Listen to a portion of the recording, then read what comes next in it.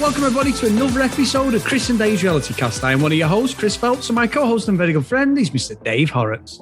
Hey there, Chris, and hello to our listeners out there. Welcome to Chris and Dave's TV Reality Cast. We are covering Love Island UK Season 7, Episode 7. And before we get going, Chris, I've got a bone to pick with ITV, because yesterday, when I checked the number in, they'd put yesterday as Episode 7, and I thought, oh, all right, well, it's obviously counting unseen bits as an episode.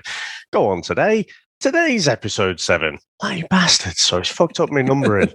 so if you listen to yesterday's, yes, I do call it 7. And it was 7 yesterday, but now it's 6. So I'm glad, hopefully that's cleared it up. Chris, we're bubbling up. We're bubbling up to the drama. I can feel it. And honestly, this episode absolutely flies by. It gets to the end and it's like tomorrow night. And I'm like, no, not tomorrow night. So, I mean, we start off, don't we, with the decision from Rachel. We've speculated on that. So what do you think of that and how that went down? It was too obvious, wasn't it? Brad had done his homework. He'd grafted. Look, it's as fucking transparent as a window, Dave. And let's be honest, he's fucking so fake. It's unbelievable. That is a terrible analogy, by the way. But yeah. Well, they are transparent. Transparent, it is. Yeah. But yeah, it was complete fucking bullshit. And as the episode went on, he's not a nice guy, Brad. I mean, he was crying. And I was like, is this real? What's going on? You know what I would say? Watching this, I didn't feel sorry for him as such, but what I would say is for a lot of these kids now growing up, all they want to do is be on TikTok or Instagram and earn money. You know, I've got young nieces and nephews who are the same. They're always on TikTok because you get TikTok famous or Instagram famous, you are a millionaire, Dave. Like YouTube, the old YouTube stuff was, you know, you did a vlog of your family and you like that Logan Paul and Jake Paul and stuff. You go around and do all these stupid things like Jackass and that, and they're multi-millionaires. They're a brand. It felt to me for Brad, it wasn't that he was upset with Rachel. I think he was upset for his career. He was more relieved thinking, well, I can't go out now because no one's going to remember me. That's how I saw it anyway, as much as he was upset. It was not crocodile tears, but it certainly wasn't because Rachel had picked him, Dave. It was more for feathering his own nest, I think. Well, he said, I don't think he's that smart. Not in terms of like maybe he is thinking about his career. I think he just feels like in this game you want to stay in for as long as possible, don't you?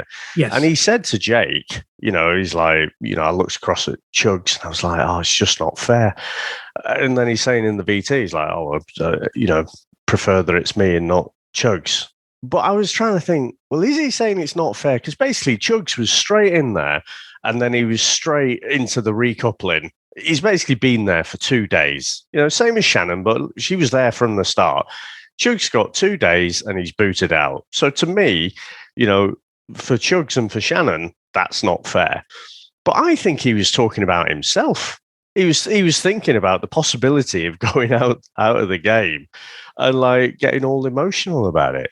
And yeah, so I don't know if it was about his TikTok or whatever. I do think there are some things with this season which make you think, this is old man radio, this, Chris. But kids of today.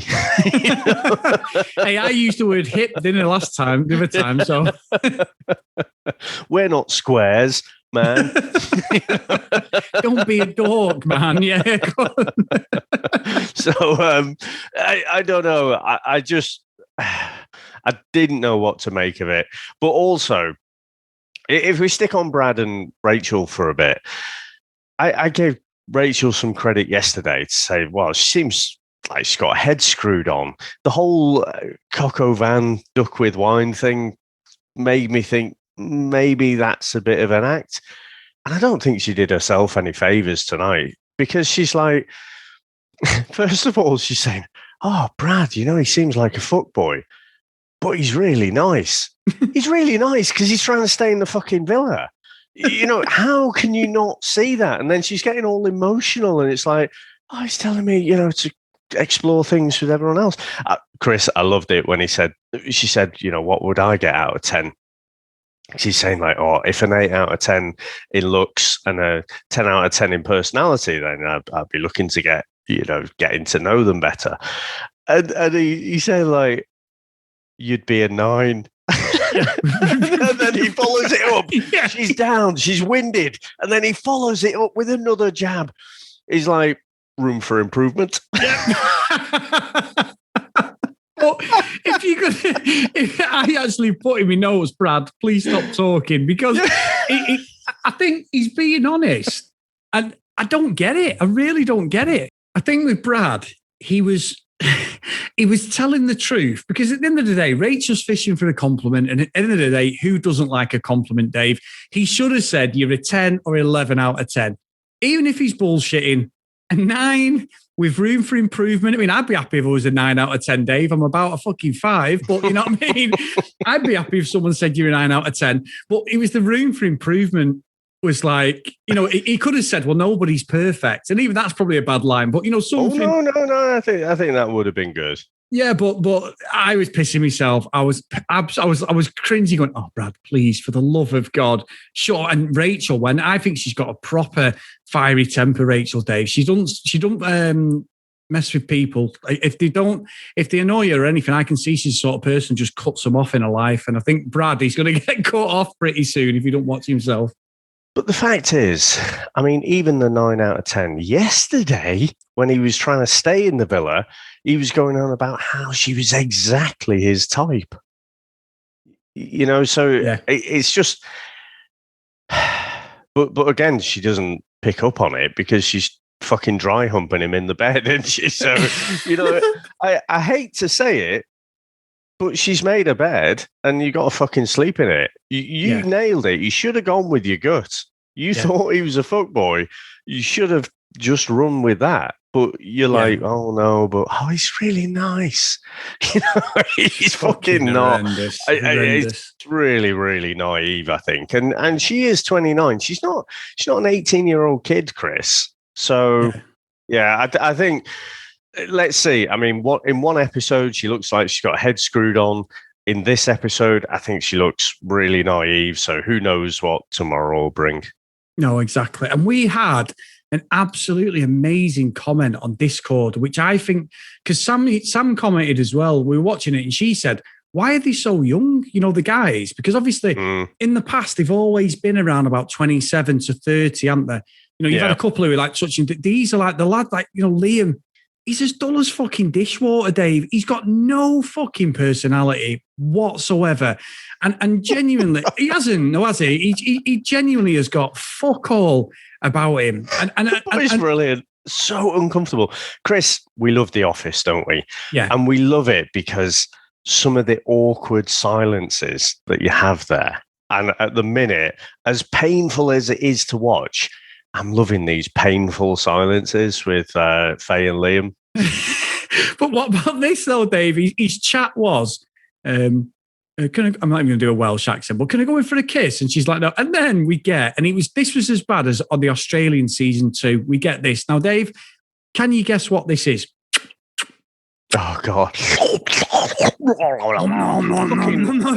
Less fucking alien. It sounds like the fucking Cookie Monster, doesn't it? Yeah. But I thought, Chris, when they were having the brunch a bit later, and, Brad, he sets the tone, doesn't he? He's getting up and he's like, "Oh, I'm going to drop the kids off. Like, you know what that means. Obviously, the full term is drop the kids off at the pool." And I explained it, didn't I, in the Discord? Because I thought, well, probably that is a British thing. So, overseas, people watching from overseas probably aren't going to pick up on that. So I had to explain it. But then Liam follows it up with even better chat. So he's just coupled up with Faye. And here's what Brad's saying. He's saying, oh, I'm dropping the old family off. I am dropping the grandkids, the nieces, the nephews. He's just sat there like, I love our chats. You know what? And there's a line with fucking Ian Sterling, and there's nothing yet that's really, when it's something stands out with Ian and you're like, this is it, this is it. Yeah. He just said something like, welcome back to the, enthralling conversation between Brad and Faye, or the chemistry, the sexual chemistry is what you're here for. They have got to be. And I think it's more Liam than it is Faye. She's like, well, what do you want in a guy? And she's trying to force that conversation. And it's fucking painful. He is so boring, Dave. It's not just that. Like, he is a good looking lad, isn't he? And yeah. I think Haley posted that he's got a bit of a Tom Cruise look, especially with the aviators on. Yeah. He is a good looking bloke, but he's just got fuck all about him. And when Faye says, like, what's your 5-year plan? And he's like, well, I'm going to be in a relationship, but I'll only be 26 by then. It's like, right. So you are in here for followers then, really? Yeah. I mean, that is the only thing. And the thing is, if someone says to you, Chris, what's your 5-year plan? Probably not necessarily thinking just about fucking relationships. It's like, where do you want to be in life? He did say, do a bit of traveling. And I can't stop with the Welsh accents today. so he did throw out something. Yeah. So he did throw out something, but it was just like, he's got no fucking clue. He wants to come on here and then be a fucking minor celebrity and not work for a living. Yeah. Which is what most of them want to do on here. Exactly. Yeah. but oh, sorry, go on. No.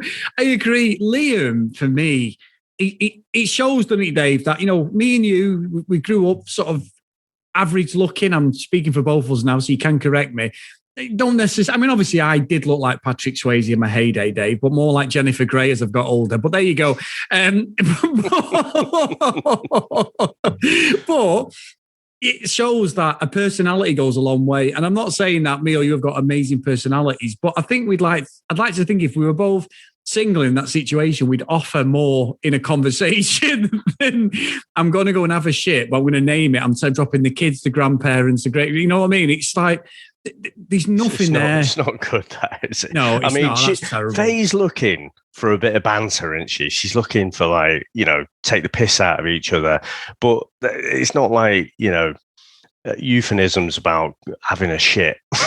That's not hitting the mark, really.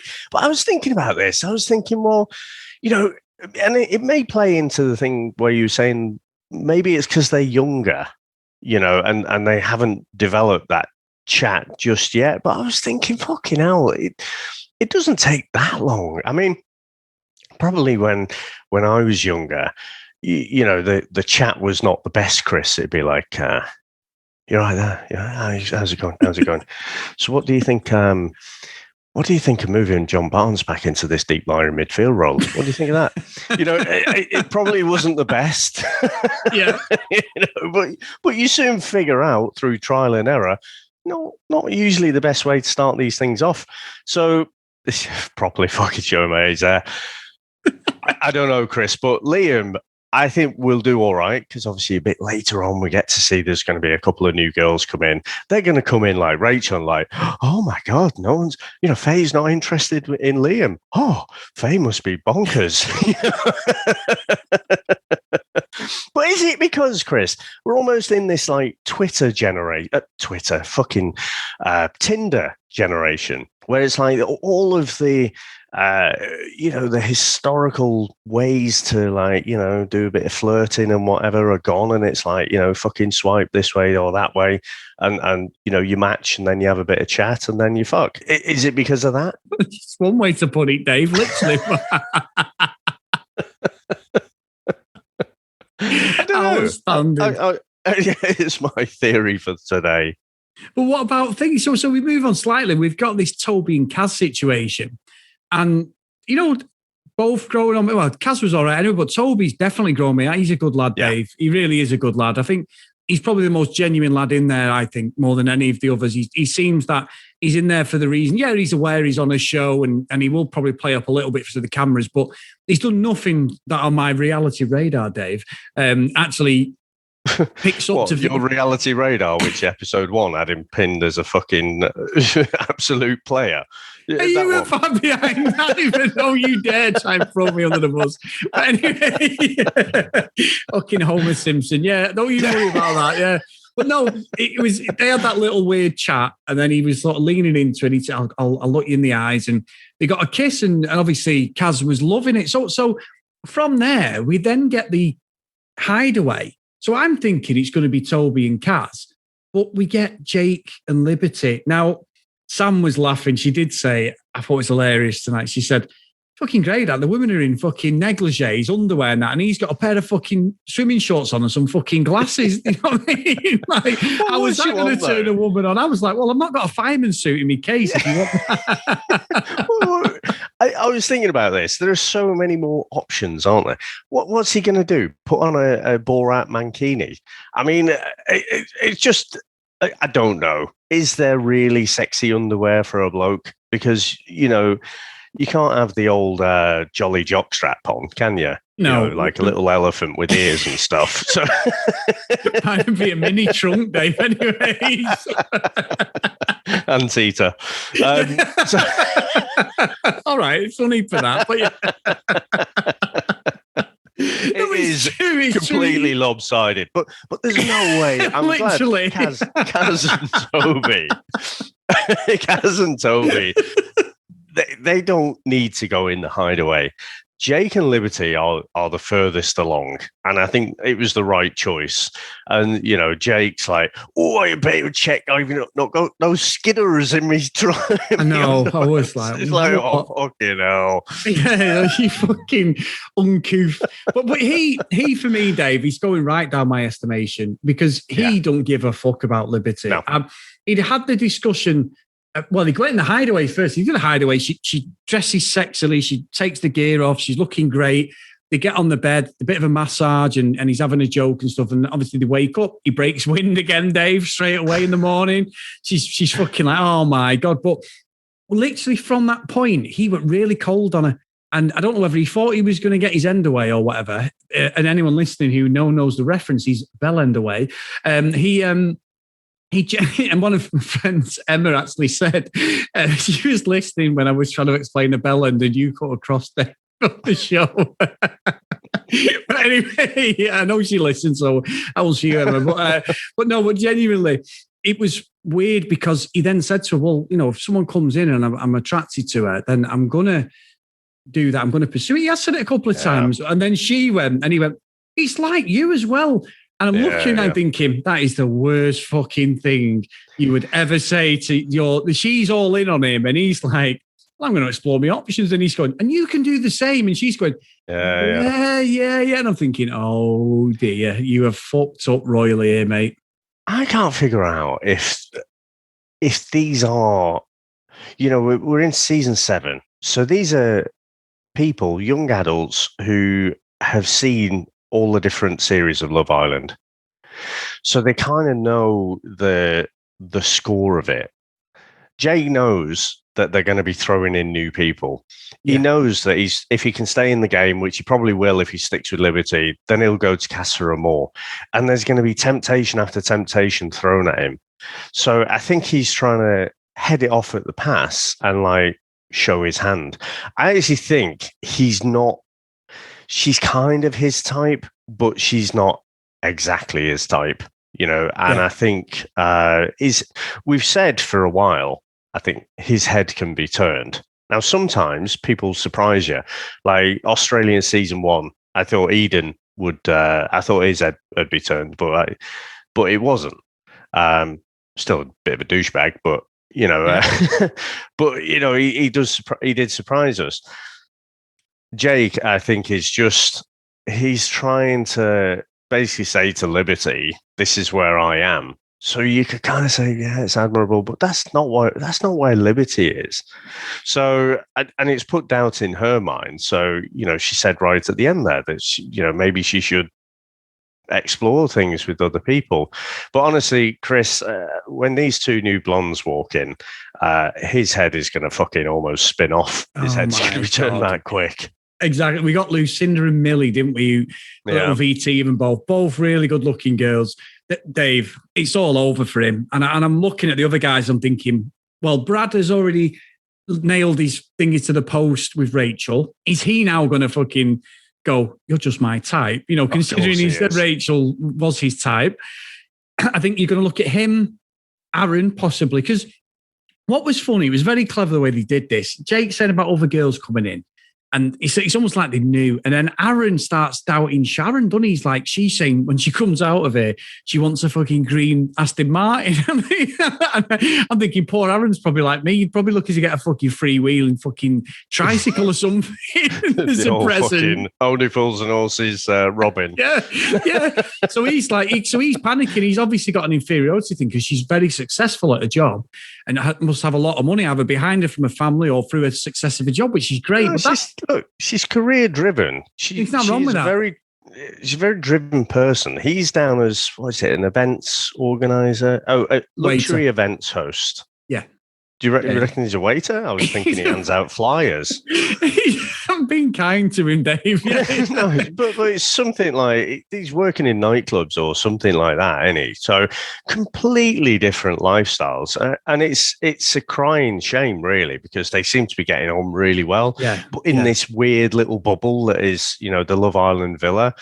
But honestly, if I'm being brutal about it, these two haven't got a fucking chance. And I didn't really put that together when we spoke yesterday, and I thought they had great chemistry, but their lives are just completely on a different path.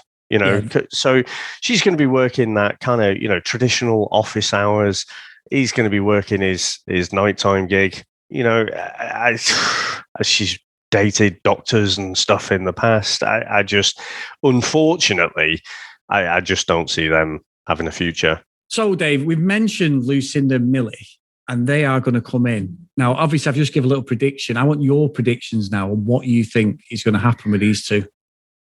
Well, I mean, first of all, they're going to take a shine to Brad. I just looking at him. Probably Liam as well. And Faye will have no problem with that. Rachel will be a bit put out because it's like, hang about, Brad. You said I was your type. So I think Liam, Brad, and Jake will all have their head turned. I think it'll take a little bit longer for Aaron and Sharon to realize they're not compatible, because on a chemistry level, I think they are. Yeah.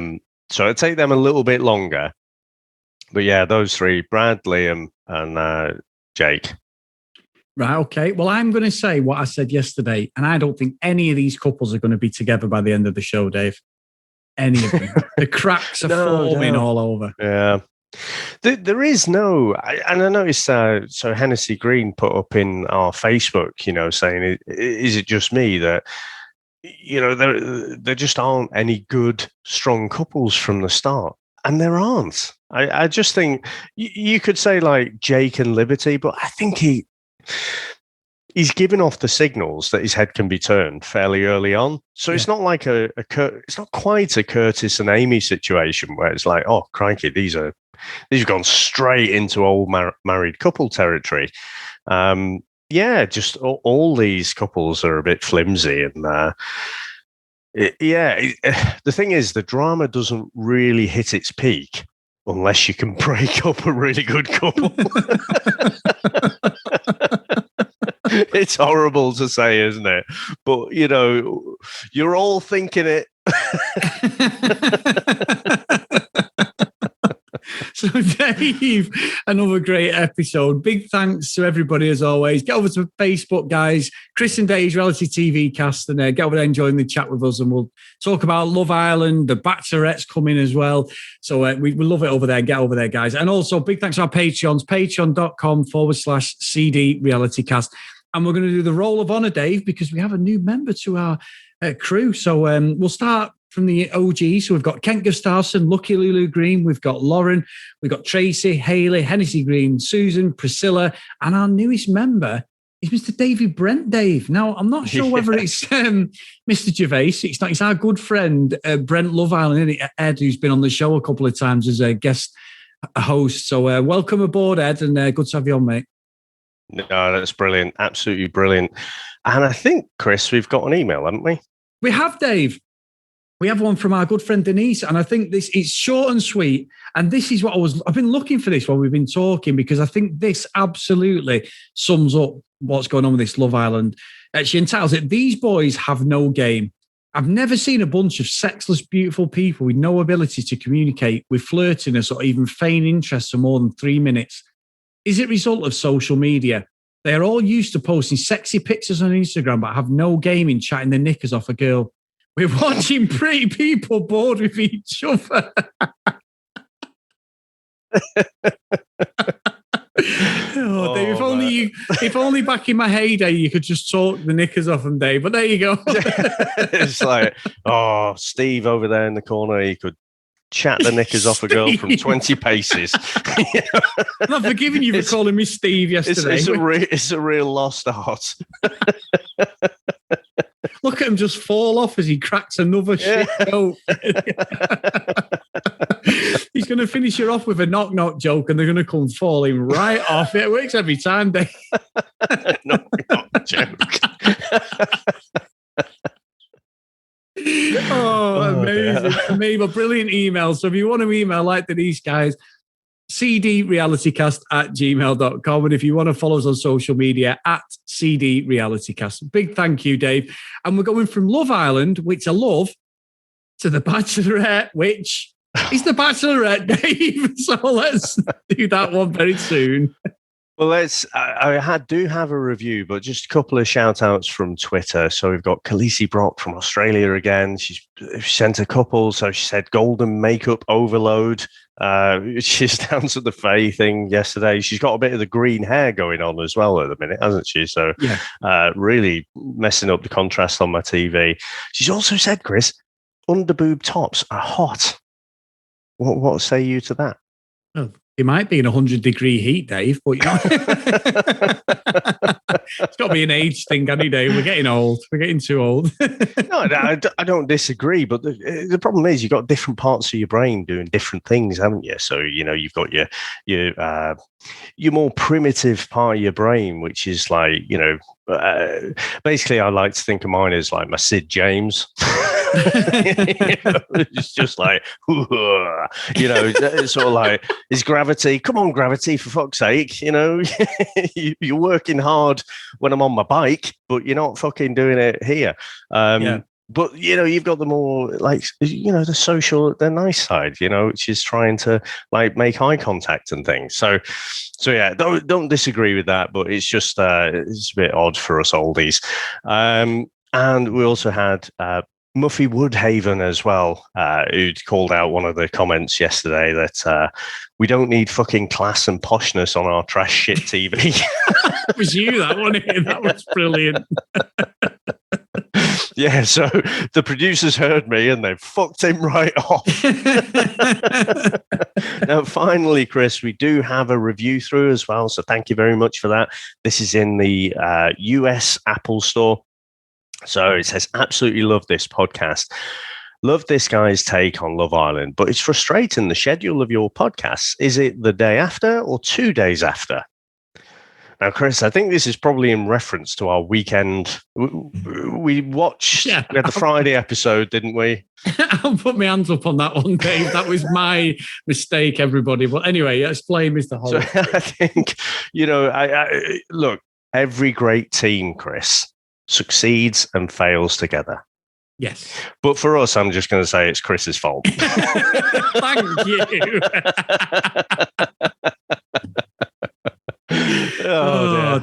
Dear me. Yeah, we try and do it the day after, don't we? But obviously the weekend, and you had tons of shit going on with like your house is upside down and everything. So we did record our retrospective, not our retrospective, our recap for Friday's episode. We did record that one and released it on Sunday, but normally it should be the day after.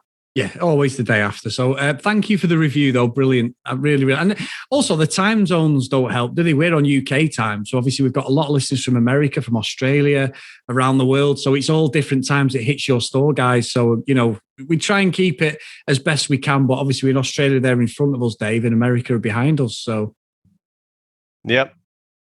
Still doesn't help the Friday Sunday thing, but Yeah, well, that was my mistake. Anyway, let's move on, Dave. Let's move on to the Bachelorette. Oh my God. Yeah. Oh, good old Bachelorette. So, Chris, this has been brilliant, though. I do love this whole series. I know that we don't have any strong couples, but the episodes just seem like a breeze, and love coming on and chatting with you. And there's so many ridiculous statements you say about Ian Sterling. I think my favorite line, it was so predictable, but it still made me laugh, was when Brad said to Rachel about, she's a 9 out of 10. And then Ian said after, he said, well, that's strange, because he said to me yesterday he'd give her 1. It reminds me of a story, but I'll tell that one on another day. Yeah, okay. All right, brilliant. Mate. All right, mate. Speak to you tomorrow. Take care, everyone. Bye.